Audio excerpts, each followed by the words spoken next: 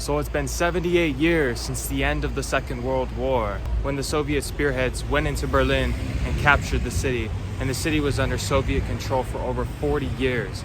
Now, here in the year 2023, Berlin has mostly lost its Russian influence. However, there is still one place left that has the Russian influence.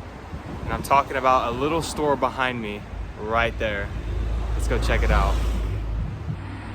So the store used to have the Russian flag on it, but now it just says Russia. I'm wondering if ever since the war they have changed it. They have everything in Russian, everything written in Russian, Russian salsa. I wonder if this would be as hot as a Mexican salsa.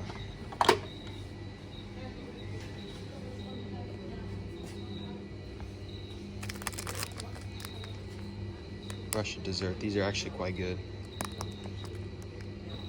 $2.49. Obviously, these are way more expensive here than they would be in Russia. $1.79 for these little cherry bites.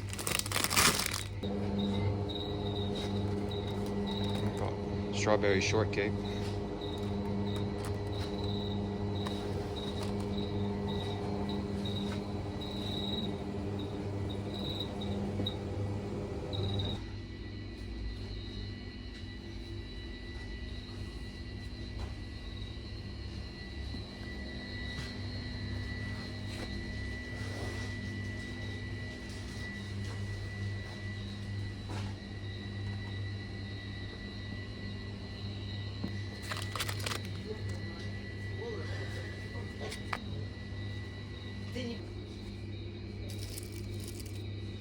It was quite interesting, really. It felt like being in Little Russia. Now, since I can't go to Russia, obviously, I figured this was the only taste I would get of a Russian supermarket. Everybody there was speaking Russian, except for the cashier who greeted me in German, but everybody else speaks Russian.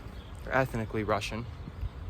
And while there aren't many here, I did find it interesting that in South Berlin, where I'm at right now, this was the only store, the only supermarket that I could find that genuinely seemed to be mostly Russian.